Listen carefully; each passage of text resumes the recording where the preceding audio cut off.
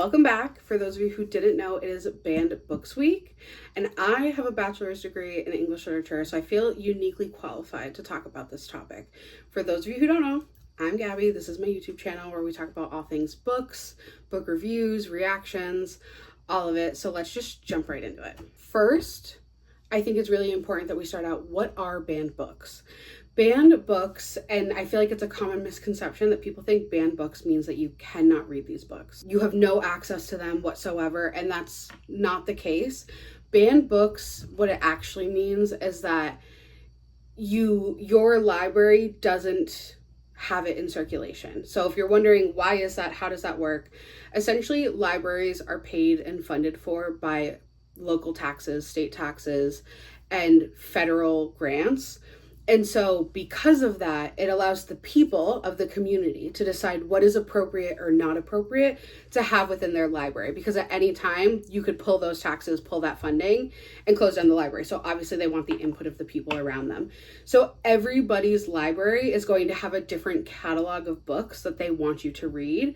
And that's going to depend on what the community feels is appropriate. What gets a book banned is usually the second question. And I feel that it's a very nuanced question, like what gets it banned from the library. And it's grossly related usually to politics and religion. So if you live in a community that's very maybe centered around religion, like the FLDS or the Mormon community, you may want certain books in your local library that reflect those same ideologies, therefore banning a lot of books. A lot of places that maybe don't have similar cultural or political ties have less bans at their library because they want you to have access to everything. So if you're wondering how those two are kind of combined, as we get into like my favorite banned books list, it's going to explain that a little bit further. But essentially, we learn starting as young children through imaginative play, which brings me to my first favorite banned book to check out, which is The Lorax. Most of the books on banned books list, you're going to notice kind of have a theme as we go through, and I will elaborate on that theme as we expand. But essentially, starting with children, we know, and I'm somebody who has a literature degree, I studied teaching for a little bit, and then I got a master's degree in psychology. So like, I'm a counselor, I'm a licensed therapist, so technically clinical mental health counseling. So I'm very versed in all of these fields. So we know scientifically that children learn through imaginative play, right? Playing with their peers, reenacting scenarios, playing with their parents. They learn through this modeling and through repeating scenarios they see in the real world. And so that's why we always tell, parents of children 0 to 3, read to your children, because these books also teach them stories. So similarly, I think something we've seen a lot of is the discussion of the children's stories. People are now realizing like, hey, maybe this isn't telling the best story. Some of those might include the giving tree, right? The boy takes and takes and takes and takes from the tree. And it's not until the tree is a stump that the boy is like, oh, maybe I shouldn't have done that because I actually love the tree, right? That's not a great message to be teaching children, but I'll put it out there. We don't ban that book, right? Or the rainbow fish, where this fish is constantly tormented for being different and beautiful nonetheless. So what does he do? He shares that beauty with everyone else until everyone's all the same and nothing about him is special, just so that way society will accept him. But we don't ban that book either. So that being said, or give a mouse a cookie, right? I feel like that's another big one. People love that. That story is literally, if you give an inch, they'll take a mile, and that's the message that it's teaching, and we don't ban that book. So if we look at The Lorax, right, a story about how the Onceler, right, he speaks for the trees. He's saying, don't cut down my trees.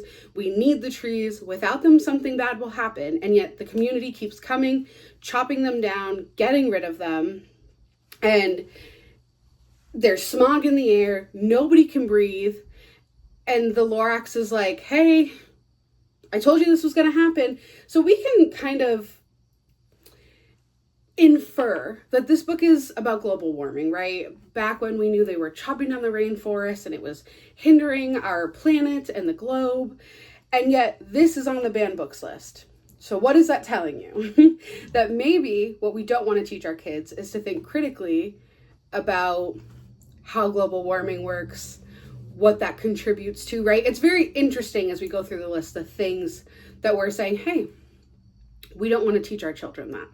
So there are other children's books that have been banned, and they're all similarly related to like politics and religion, which is interesting, right? Because one, religion shouldn't be in politics, and two, we shouldn't be teaching children. I mean, I guess loosely we can teach children politics, but it's not their primary concern. We just want them to grow up and be good people. So it's interesting that this is the book we take away when we want children to learn to be good people, right? Because it's saying be mindful of the world that you live in and take care of it.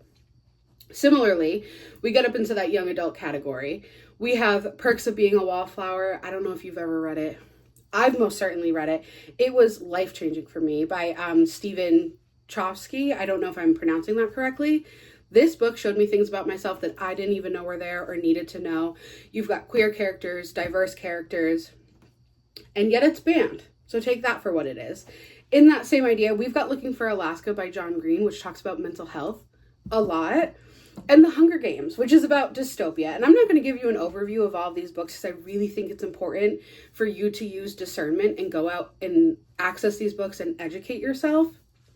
But these are all books in the young adult, like middle school to high school category. And so what is that telling us as a society, right? That the books that are being banned are the ones that inherently are still teaching the younger generations, right? What is it that we don't want them to know? And that's where you have to think critically, because like I said, most libraries who do not have any outside forces that are kind of impacting their funding don't really ban books. Even ones that are like outright filled with hate or racism or prejudice, right? Because there's still something to be learned within those books, even if the thing that you're learning is that that's not who you want to be, or that's not somebody you see yourself in, or even if it's just bad writing. We don't usually ban books because books in all forms are art, and art is something that we should have continuous access to. So that kind of covers the like middle to high school portion. So again, think about these topics: mental health, dystopia, and like queerness, diversity. That's what's getting banned. Up next, we have classics, right? Classics are classics for a reason, because they're teaching us something. They have fundamentals. So we've got To Kill a Mockingbird by Harper Lee, 1984 by George Orwell. We've got Fahrenheit 451. These are just some more, again, great books I think you should reference. These are books that are often taught in high school literature courses. And now we're saying, hey, I don't want you teaching that anymore. And these are books that have been classics, and they've been taught for a reason, right? Because they show prejudice, they show racism, they show history, like our own US history and dystopia is all written out in these books. And so again, when we're thinking of why a book is banned, you have to think about what people are not wanting you to see, because otherwise there'd be no reason for banning it. And use your best judgment. Right? Should we actually not be banning that? Another great one, less so in the high school category, but just in the general category, that I wanted to recommend was I Know Why the Caged Bird Sings by Maya Angelou. I feel like that's a book that a lot of people see themselves in, especially non-white individuals who maybe have faced prejudice in their life. I think something to take from this is that every year the banned books list change, right? Because as a society, we're constantly changing, and what we want to teach our kids is always changing. And so to give perspective, right, Harry Potter, and I'm not saying that I'm a fan of J.K. Rowling, but Harry Potter has notoriously been known for being on the banned books list in places where religion is very prominent, because they think magic is like the work of the devil. And I think that's very telling, considering this is one of the most prominent stories of our generation that people see themselves in, and it's about persevering and being different and not letting somebody keep you down for being different, right? And finding the magic in life, growing, changing, and yet we've had it on the banned books list for years just because magic is involved. So kind of using that same critical thinking, I really suggest that if you are like wanting to understand banned books and why they might be banned and what people are not wanting us to learn and be educated on, to check out the banned books list, see what you haven't read, maybe take some of the references that I've given to you here today and read them. I think it's just so important to talk about it. And this is just a reminder that you're not going to read any of these books. Nothing bad will happen to you. Banning the books does not mean they are gone. It doesn't mean that you're going to be fined. It just means that your particular library wants to keep it from your community for whatever reason. So use your best judgment, look up these books, access these books. I don't think we should be banning art really at all ever. So whether you agree, disagree, let me know in the comments. Let me know some of your favorite banned books, maybe some of your wildest hot takes regarding this topic. I would love to hear them. And thank you so much for listening. If you like what I have to say, please like and subscribe, and I will see you in the next video.